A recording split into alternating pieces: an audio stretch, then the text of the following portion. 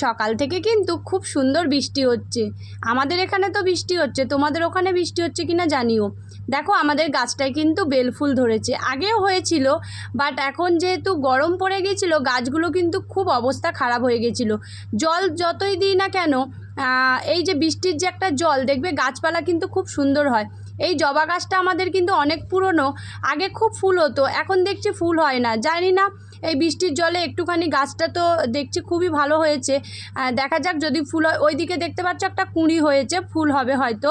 আর এই যে কাঁঠাল গাছটা তোমাদেরকে দেখাচ্ছি, আগেরও আমি ভিডিওতে তোমাদের দেখিয়েছি যদিও, তবে এই কাঁঠালগুলো তোমরা দেখে ভেবো না যে এগুলো কিন্তু পেকে গেছে, এখনও পর্যন্ত এগুলো কাঁচা আছে। আজকে কিন্তু আমি এটা রান্না করব, তোমাদেরকে দেখাবো।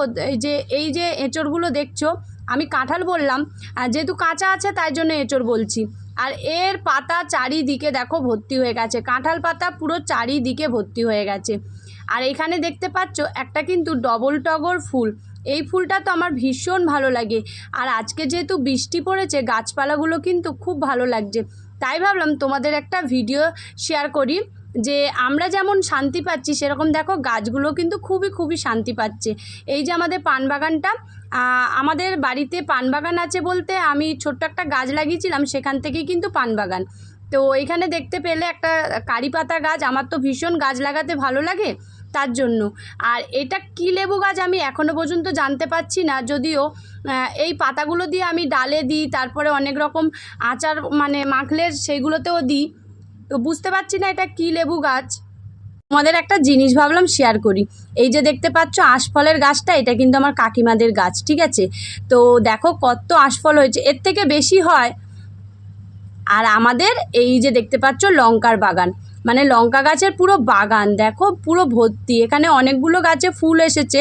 এখানে কিন্তু অনেক রকমের লঙ্কা গাছ আছে। এইখানে দেখতে পাচ্ছ একটা সরু লঙ্কার গাছ আছে, মানে সরু যে লঙ্কা গাছগুলো মানে লঙ্কা হয় সেইগুলো কিন্তু এখানে রয়েছে।